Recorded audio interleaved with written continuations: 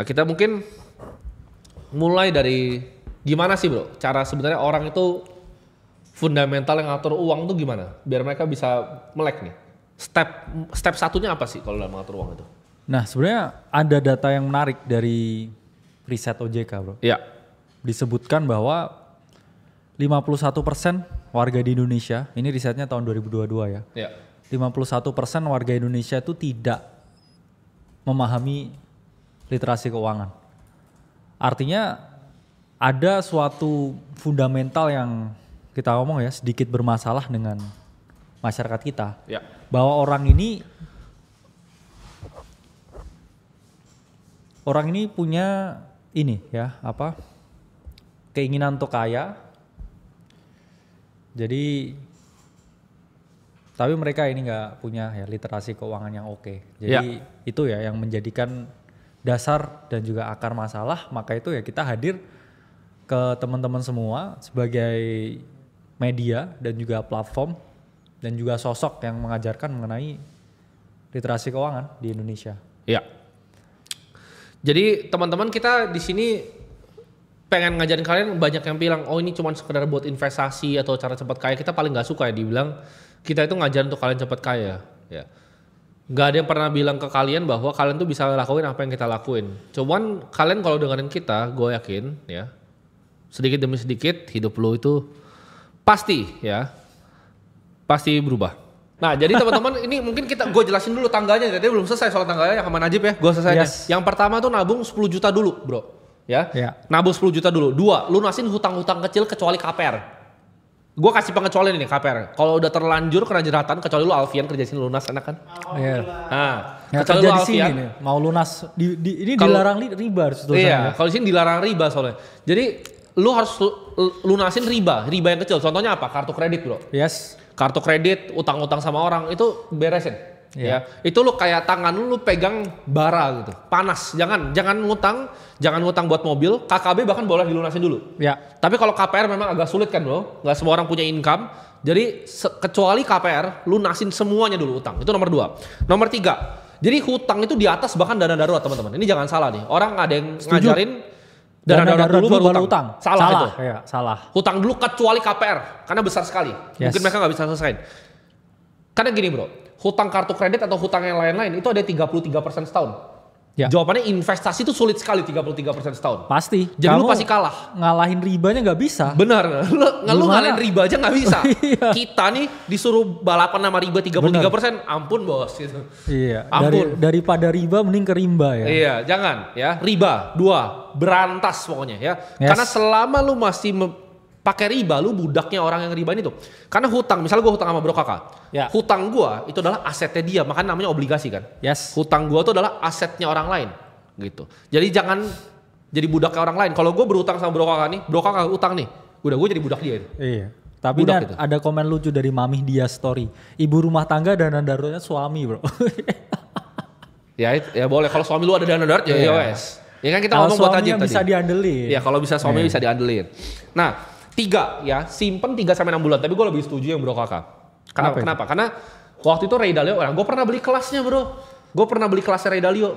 Tapi bang. Nah kan mereka bilang gak ada kelas. Ray Dalio punya kelas. Nah bingung kan lu cari di mana? Gue beli kelasnya. Nah di kelasnya Ray Dalio dia ngajarinnya gini. Kalau dana darurat, dia bilangnya bukan cuma dana darurat sih. Kalau dia agak ekstrim. Jadi satu tuh dia bahkan mintanya tahunan. Yes. Karena mungkin traumanya dia ya. Dia pernah bangkrut. Dia bilangnya tahunan. Tapi tahunan itu bro, misalnya kayak 5 tahun ya menurut dia. Itu masih dikali. Kenapa? Karena ekspektasi ini digerus sama inflasi. Jadi dana darurat Ray Dalio itu dia berekspektasi untuk digerus sama inflasi. Jadi gue setuju. Kalau misalnya gue bilang 3 bulan tadi, harusnya sebenarnya bro kakak ya yang bilang lebih bagus. Jadi kan dia 20 juta tuh pendapatan bro. Gue bilang 60. Itu harusnya 120 plus 10 yang tadi. Harusnya. 130 juta dulu di rekening. Benar. Ya. Sama nih karyawan gue juga dari dulu gue ajarin sama bro. Gue kemarin anak-anak Clipper kan baru masuk. Gue bilang, ada yang udah nanya, investasi apa bang? Lu punya 100 juta gak di rekening lu? Enggak, ya udah diem lu aja. Ya, tangga nomor 3, dana darurat ya. Tangga nomor 4, minimal 20%. Kalau gue agak keras, biasa ada yang bilang 10 enggak. Gue minimal 20 investasi ya. Jadi, nah investasi ini kan menyerang. Setelah lu udah punya basisnya tadi 130 juta, oke saatnya nih nyerang. Nah nyerang ini ada 2 teman-teman ya. Nyerang itu ini konsep finansial, ini gua akan coba jelaskan dengan bahasa yang masih bisa masuk ke otak kalian ya. Ada dua konsep dalam menyerang dalam investasi. Ada beta sama ada alpha. Beta itu adalah market. Contohnya, lu investasi di saham Indonesia. IHSG itu adalah beta. Ya. Jadi kalau lu nggak mau pusing-pusing, itu lu ambil yang beta nih. Jadi lu dapat semua return market ya. Contohnya di Amerika tuh SPX. Yes, Jadi S&P 500. S&P 500. Lu jadi langsung beli 500 perusahaan terbesar, lu IHSG langsung beli sesuai dengan bobot masing-masing saham di IHSG. Bisa nggak? Bisa. Ya, lu nggak bisa direct ke IHSG, tapi banyak ya produk-produk seperti misalnya reksadana yang Serika Hati atau misalnya Pevindo iGrade itu yang indeks. Nah, itu beta. Tapi kalau misalnya let's say S&P 500 nih, Bro Kakak misalnya lihat oh ini top nih, dia jual terus bottom dia beli. Dalam S&P yang sama itu udah alpha. Yes. Itu udah strategi yang beda lagi tuh. Karena memerlukan market timing. Betul. Dan market positioning. Asetnya sama nih S&P, lu cuman buy and hold DCA sama Bro Kakak dibilang oh ini sini jual, sini beli.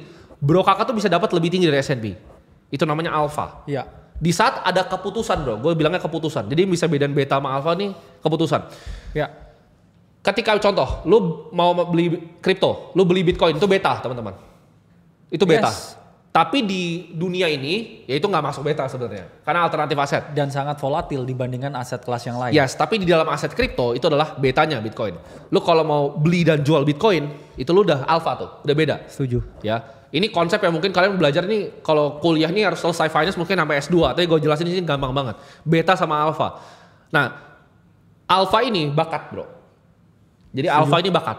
Ya, alpha ini bukan sesuatu yang ibaratnya lu bisa cuman pelajarin. Ini natural talent, ini skill yang diasah selama dekade, ini sulit bro. Bahkan Dalio pun bilang bahwa alpha ini sulit didapat. Kalau Dalio bilangnya ini lebih sulit dibanding apapun di Olympics digabungin jadi satu. Ya. Jadi misal lu jadi pemain basket nomor 1, lu jadi boxer nomor 1, lu jadi perenang nomor 1, ini lebih sulit dari semuanya digabungin. Kenapa? Karena ini gamenya uang bro. Yes. Semua orang di dunia ini mau alpha.